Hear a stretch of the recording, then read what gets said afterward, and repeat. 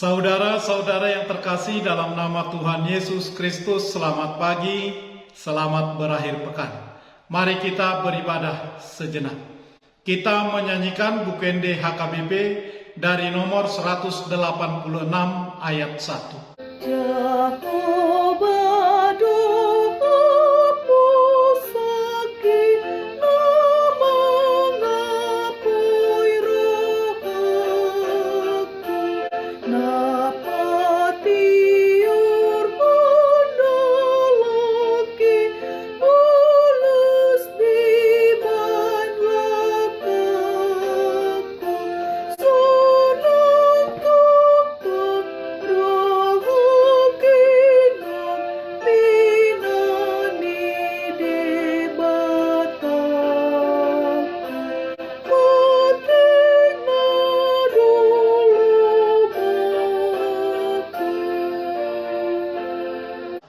Kasih karunia dan damai sejahtera dari Allah Bapa dan dari Kristus Yesus Tuhan menyertai saudara-saudara. Amin.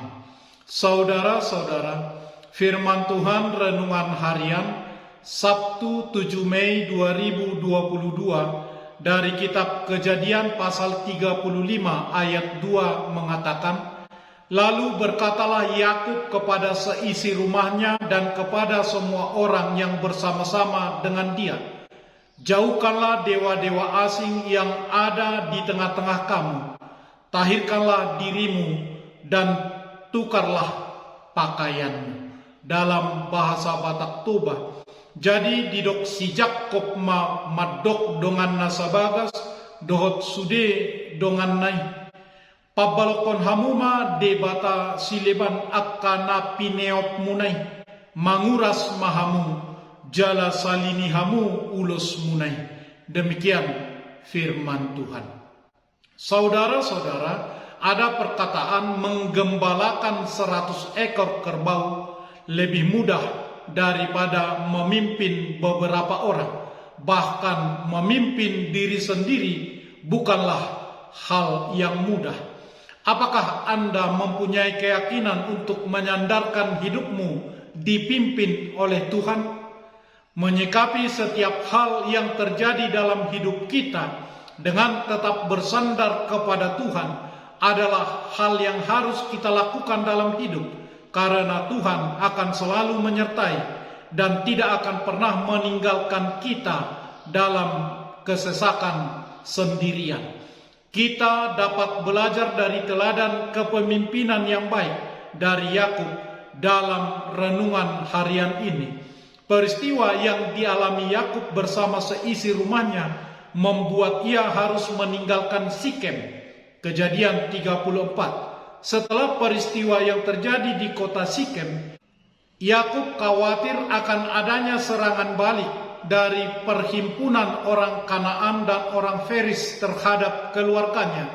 Allah mengetahui isi hati Yakub dan menyuruhnya pergi ke Betel.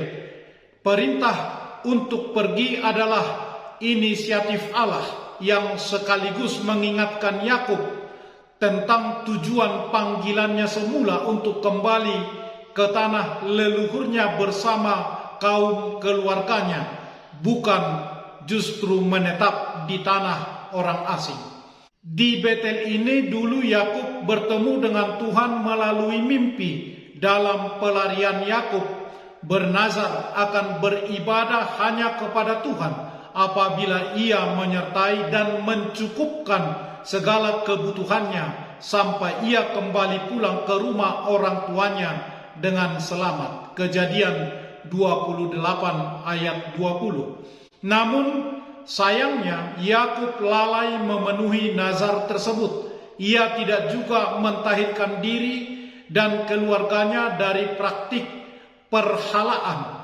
Dewa-dewi asing masih di tengah-tengah rumah tangganya hingga Tuhan menyuruh dia kembali ke Betel dan mendirikan mezbah di sana. Barulah Yakub ingat pada nazar tersebut.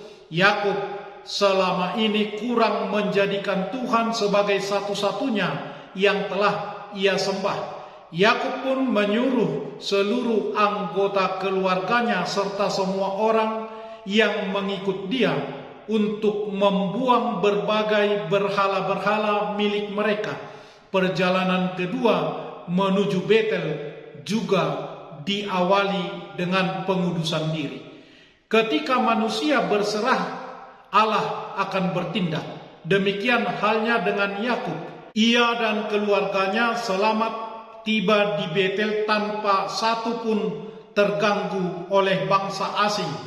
Ia dijagai, dihantar oleh Tuhan, dan kepadanya ditegaskan kembali nama Yakub yang baru, yaitu Israel. Ia yang memulai perjalanan hidupnya dengan ketidakjujuran, dengan ketakutan, dengan perberhalaan, tetap mengalami kasih Tuhan dan bahkan dipilih sebagai alat untuk menggenapi janji keselamatan yang daripada Tuhan.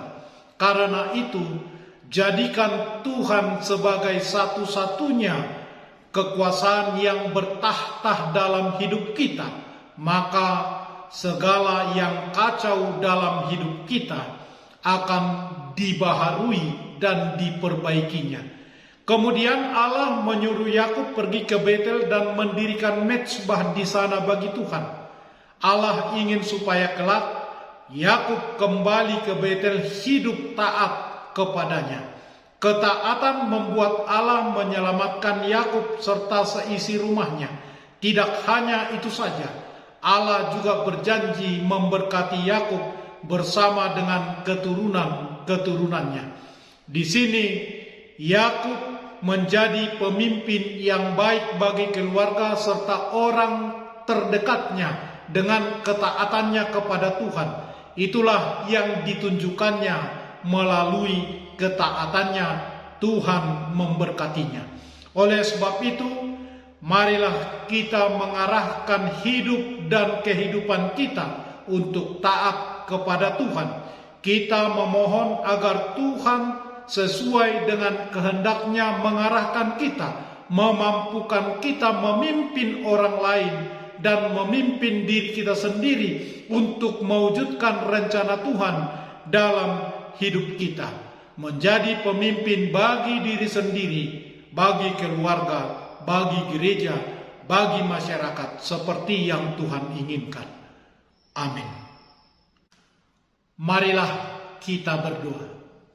Ya Tuhan Allah Bapa kami, tolonglah kami menjadi pemimpin yang baik bagi diri sendiri maupun untuk orang di sekitar kami, agar melalui kami jemaat-Mu, gereja-Mu, orang yang percaya kepadamu, terang-Mu dinyatakan bagi dunia yang penuh dosa ini, karena Yesus Kristus Tuhan kami. Amin. Marilah kita menyanyikan buku nyanyian HKBP dari nomor 186 ayat 1.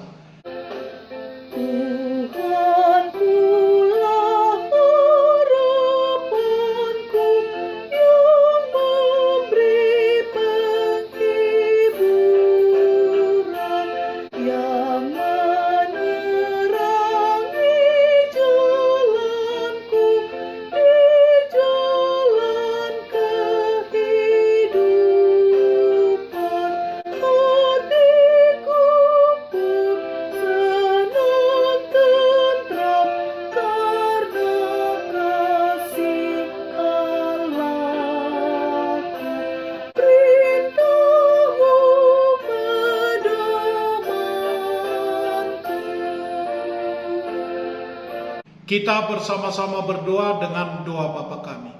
Bapa kami yang di surga, dikuduskanlah namamu, datanglah kerajaan-Mu. Jadilah kehendak-Mu di bumi seperti di surga. Berikanlah kami pada hari ini makanan kami yang secukupnya, dan ampunilah kami akan kesalahan kami, seperti kami juga telah mengampuni orang yang bersalah kepada kami. Dan janganlah membawa kami dalam pencobaan, tetapi lepaskanlah kami daripada yang jahat. Karena Engkau punya kerajaan dan kekuasaan dan kemuliaan sampai selama-lamanya. Amin. Anugerah Tuhan Yesus Kristus, kasih setialah Bapa, dan persekutuan Roh Kudus menyertai saudara-saudara. Amin.